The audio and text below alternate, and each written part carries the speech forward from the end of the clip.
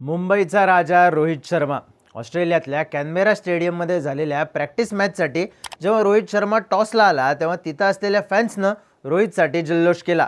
पहिल्या टेस्ट मॅचला टीमसोबत नसलेला रोहित ऑस्ट्रेलियाला आल्यापासूनच त्याच्या खेळाबद्दल उत्सुकता लागली होती. त्याची चाचणी परीक्षा होती ऑस्ट्रेलियात होणारी प्रॅक्टिस मॅच.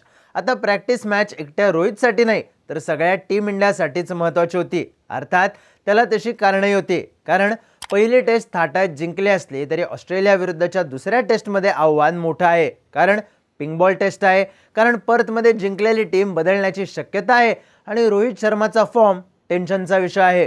पण प्रॅक्टिस मॅचमध्ये रोहित फेल गेला आणि तीच गोष्ट टीम इंडियाच्या पथ्यावर पडू शकते असं बोललं जाऊ लागलं. पण रोहित गणला म्हणून टीम इंडियाचा प्रॉब्लेम सुटू शकतो का, पाहूयात या व्हिडिओमधून. नमस्कार, मी चिन्मय आणि तुम्ही पाहताय बोलबिडू. रोहितच्या अपयशाची चर्चा का होतीये हे समजून घेण्यासाठी हे पाहावं लागतं की रोहित नेमका हुकला कुठे. तर ऑस्ट्रेलिया विरुद्धच्या पहिल्या टेस्ट मॅचमध्ये रोहित शर्मा नव्हता. मग दुसऱ्या टेस्ट आधी रोहित आला आणि ऑस्ट्रेलियाच्या प्राईम मिनिस्टर 11 विरुद्ध होणाऱ्या प्रॅक्टिस मॅचमध्ये खेळला. नेहमीचा ओपनिंग स्लॉट सोडून रोहित चौथ्या नंबरवर आला आणि 11 बॉलमध्ये 3 रन्स करून आऊट झाला. आता आऊट कसा झाला तर ड्राईव्ह मारताना एज लागून. बराच वेळ रोहितनं पेशन्स ठेवले, पण हे पेशन्स सुटले आणि रोहित हुकला.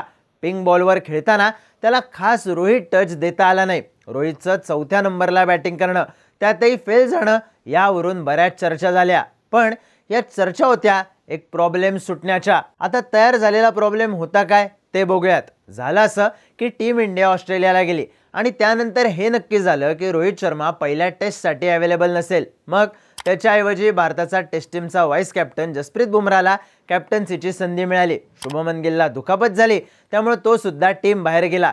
3 नंबरचा बॅटर बदलावा लागला. रोहित नसल्यामुळे ओपनर बदलावा लागला. ऑस्ट्रेलियासारख्या टीमसमोर त्यांच्याच होम ग्राउंडवर खेळत असताना मेन प्लेअर नसताना टीम इंडिया जिंकली. यात महत्त्वाचा रोल कोणाचा होता तर रोहितच्या जागी ओपनिंगला आलेल्या यशस्वी जयस्वाल आणि KL राहुलचा.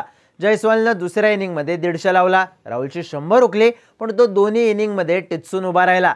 ज्या स्टेबल ओपनिंग पार्टनरशिपची गरज टीम इंडियाला होती ती या दोघांनी दिली. पहिल्या इनिंगला 150वर ऑल आऊट होऊन सुद्धा टीम इंडियानं खतरनाक कमबॅक केलं.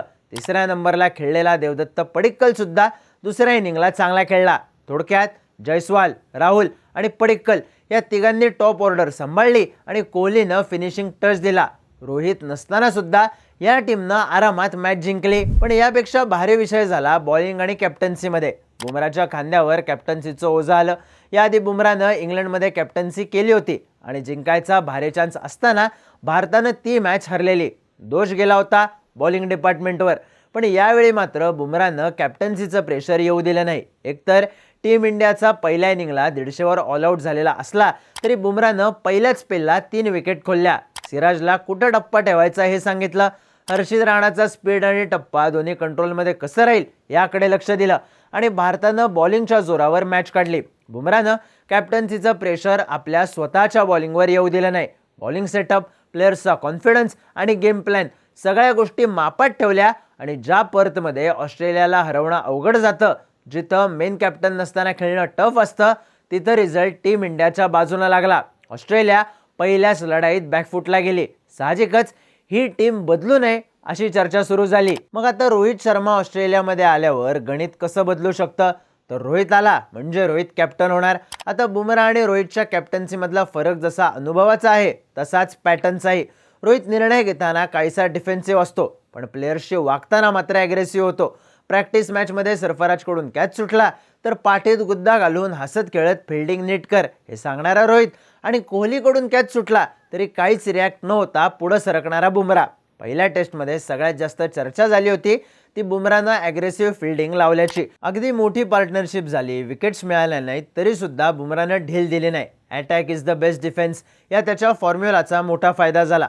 आता रोहित आला की पुन्हा एकदा डिफेन्सिव्ह पॅटर्नवर विषय जाणार, पण तिकडून एक गाव सोसलेली ऑस्ट्रेलिया मात्र ताकदीनं कमबॅक करणार. त्यामुळं कॅप्टन बदलला की टीम इंडियाची खेळण्याची पद्धत सुद्धा बदलणार हे नक्की. रोहित आला की दुसरी गोष्ट बदलणार ती म्हणजे ओपनर. जयस्वाल ऑस्ट्रेलियात पहिली टेस्ट खेळला आणि जे काही खेळला लय भारी खेळला. तेच राहुलला किती नावं ठेवा, पण राहुल ओव्हरसीज टेस्टमध्ये चालतो हे त्यानं पुन्हा सिद्ध केलं. त्यानं नांगर ठोकला आणि भारताला रन्स लावता आले. ऑस्ट्रेलियामध्ये बॉल दोन्ही बाजूला हलतो आणि त्यातही पिंक बॉल टेस्टमध्ये 36वर ऑलआउटचा घाव भारतालाच सोसावा लागलाय. त्यामुळं थांबून खेळणारा आणि फॉर्ममध्ये असलेला ओपनर ही भारताची गरज आहे. त्यासाठीच जयस्वाल आणि राहुल हे कॉम्बिनेशन कायम राहील अशी चर्चा आहे. पण रोहित इन झाला तर हे समीकरण बदलू शकतं. या दोघांपैकी राहुल 3 नंबरला सरकला तर पडिक्कलचं कॉम्बिनेशन बिघडू शकतं. पण या बिघडण्याच्या शक्यतांना ब्रेक बसला कारण रोहित शर्माच फेल गेला. 4थ्या नंबरला त्याचं गणित बसलं नाही. त्यानं बॅटिंग केली तिथंही गणित बसलं नाही. त्यामुळे चर्चा झाल्या रोहित गणला म्हणून प्रॉब्लेम संपला का अशा. याचा बेस अर्थातच फॉर्मनुसार रोहित शर्मा टीममध्ये येणार नाही का, जिंकलेली टीम चेंज करायला नको म्हणून बाहेर बसेल का हाच आहे. साहजिकच प्रश्न पडतो हे शक्य आहे का, तर म्हणायला गेलं तर शक्यता कमी आहे. एकतर ही सिरीज भारतासाठी प्रचंड महत्त्वाची आहे. या 4 मॅचेसमध्ये जिंकल्यावर टीम इंडियाचा वर्ल्ड टेस्ट चॅम्पियनशिप फायनलचा मार्ग मोकळा होऊ शकतो. अशावेळी बुमरा जरी पात्र असला तरी त्याच्यावर कॅप्टन्सीचं एक्स्ट्रा प्रेशर देण्याची शक्यता कमी आहे. कारण जर कॅप्टन बुमरा प्लेअर म्हणून फेल गेला तर टीम इंडियाच्या वाढणाऱ्या अडचणी मोठ्या असतील. मॅच विनर बॉलरवर एक्स्ट्राचं बर्डन देण्याचा निर्णय होणार का हे पाहणं महत्त्वाचं असेल. दुसऱ्या बाजूला न्यूझीलंड विरुद्ध 3 मॅचेसमध्ये झालेला पराभव सोडला तर रोहितचं कॅप्टन्सीचं रेकॉर्ड चांगलं आहे. नावावर वर्ल्ड कप असल्यानं कॉन्फिडन्सही मोठा आहे. बुमरानंच रोहितच्या जागी आपण फक्त स्टँड बाय कॅप्टन आहोत असं विधान करत आपण सध्या लॉंग टर्मसाठी रेसमध्ये नसल्याचा मेसेज दिलाय. पण कधी ना कधी बुमराला रेसमध्ये आणायचंय. टीम इंडियामध्येही पेस बॉलर कॅप्टन होऊ शकतो हे दाखवायची वेळ आली आहे. त्यामुळं धाडसी निर्णय घेण्यासाठी ओळखला जाणारा गंभीर बुमरावरचा डाव आत्ताच खेळणार की रोहित शर्माला एक महत्त्वाचा चान्स देणार, या निर्णयावर सगळा खेळ अवलंबून आहे. तुम्हाला काय वाटतं, रोहित चुकला म्हणून बाजूला जाईल की बुमराला थांबायचा सल्ला मिळेल? तुमची मतं आणि प्रतिक्रिया कमेंट्समध्ये नक्की सांगा. आणि इंटरेस्टिंग व्हिडिओज पाहण्यासाठी बोलबिडूच्या यूट्यूब चॅनलला सबस्क्राईब करायला विसरू नका.